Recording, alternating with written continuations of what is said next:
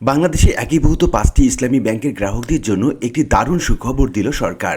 এই সংক্রান্ত বিভিন্ন রকম পত্রপত্রিকাগুলো বিভিন্ন রকম প্রতিবেদন প্রকাশ করে। আপনারা স্ক্রিনে যেটা দেখতে পাচ্ছেন, আমরা আজকে দেখে নিচ্ছি শেয়ার নিউজ 24.com পত্রিকার একটা প্রতিবেদনের শিরোনামে যেমনটি বলা হচ্ছে, একীভূত ইসলামী ব্যাংকের ভবিষ্যৎ নিয়ে বড় সিদ্ধান্ত নিল বাংলাদেশ ব্যাংক। কি সিদ্ধান্ত নিল মূলত বাংলাদেশ ব্যাংক, কি বলা হচ্ছে সরকারের পক্ষ থেকে, আর কি বলছেন মূলত গ্রাহকগণ, এই সংক্রান্ত বিস্তারিত তথ্য জানাবো আজকে ভিডিওতে। প্রতিবেদনে যেমনটি বলা হচ্ছে, দুর্বল অবস্থায় থাকা একীভূত 5টি ব্যাংক থেকে প্রশাসক প্রত্যাহারের সিদ্ধান্ত নিয়েছে বাংলাদেশ ব্যাংক। আগামী আগস্টের মধ্যেই পর্যায়ক্রমে এসব ব্যাংক থেকে প্রশাসকদের সরিয়ে নেওয়ার পরিকল্পনা করা হয়েছে। এর অংশ হিসাবে আগামী সপ্তাহ থেকে এক্সিম ব্যাংক থেকে প্রশাসক প্রত্যাহার করা হবে, এমনটি জানা যাচ্ছে বাংলাদেশ ব্যাংকের পক্ষ থেকে। তারপর বলা হচ্ছে, বাংলাদেশ ব্যাংকের গভর্নর মোস্তাকুর রহমানের সঙ্গে একীভূত 5টি ব্যাংকের পরিচালনা পর্ষদের বৈঠকে এই ধরনের নীতিগত সিদ্ধান্ত হয়।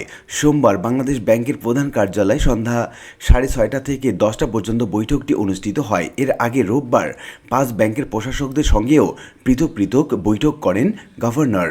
তবে কেন্দ্রীয় ব্যাংকের কর্মকর্তাদের একটি অংশ মনে করেন প্রশাসকদের আরও কিছুদিন দায়িত্ব দিয়ে রাখা প্রয়োজন।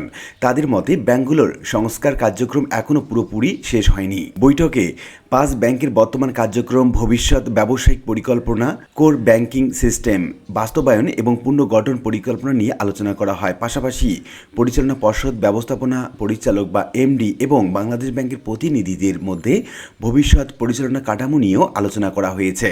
বাংলাদেশ ব্যাংকের এক কর্মকর্তা জানান, প্রশাসক প্রত্যাহারের বিষয়ে নীতিগত সিদ্ধান্ত হয়েছে, তবে একসঙ্গে নয়, ধাপে ধাপে এই প্রক্রিয়া সম্পূর্ণ করা হবে। আগস্টের মধ্যেই শেষ হবে এই পরিকল্পনা। তিনি বলেন, কেন্দ্রীয় ব্যাংকের কিছু কর্মকর্তা মনে করেন সিবিএস বাস্তবায়ন পুরোপুরি শেষ না হওয়া পর্যন্ত প্রশাসকদের রাখা হলে কাজ আরও কার্যকরভাবে সম্পূর্ণ হতে পারে, কারণ দীর্ঘদিন ধরে প্রশাসকরা ব্যাংকগুলোর সংস্কার প্রক্রিয়ার সঙ্গে যুক্ত রয়েছেন। তবে তার মতে নতুন ব্যবস্থাপনা পরিচালকদের জন্য ব্যাংকগুলোর বর্তমান অবস্থা, সংস্কার কার্যক্রম এবং পুনর্গঠন পরিকল্পনা সম্পর্কে প্রশাসকদের অভিজ্ঞতা গুরুত্বপূর্ণ হতে পারে। একীভূত 5টি ব্যাংক হলো এক্সিম ব্যাংক, সোশ্যাল ইসলামী ব্যাংক, ফার্স্ট সিকিউরিটি ইসলামী ব্যাংক, ইউনিয়ন ব্যাংক এবং গ্লোবাল ইসলামী ব্যাংক।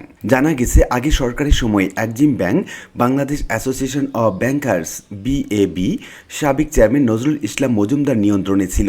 অন্য 4টি ব্যাংক ছিল এস আলম গ্রুপের নিয়ন্ত্রণে। পরবর্তীতে এসব ব্যাংক আর্থিক সংকট তৈরি হলে অন্তর্বর্তীকালীন সরকার সরিয়ে-ভিত্তিক 5টি ব্যাংক একীভূত করে সম্মিলিত ইসলামী ব্যাংক গঠনের উদ্যোগ নেয়।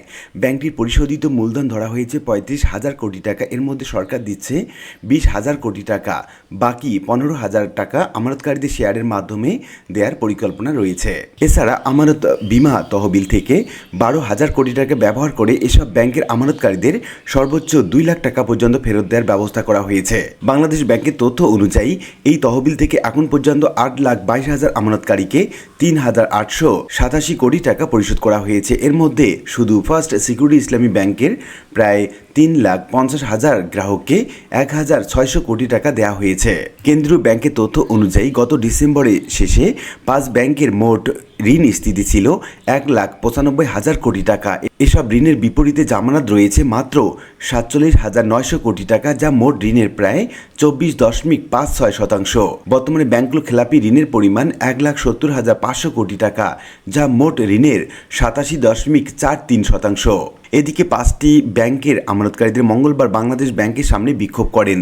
পরে তারা মিছিল নিয়ে জাতীয় প্রেস ক্লাবে যান এবং 5 সদস্যের একটি প্রতিনিধি দল সচিবালয়ে অর্থমন্ত্রী বরাবর স্মারকলিপি জমা দেন। স্মারকলিপিতে তারা হেয়ারকাট বাতিলের ঘোষণা, দ্রুত কার্যকর করা আমানত মুনাফা পুনর্নির্ধারণের প্রস্তাব বাতিল এবং অন্যান্য তফসিলি ব্যাংকের মতো স্বাভাবিক ব্যাংকিং কার্যক্রম চালুর দাবি জানান তারা।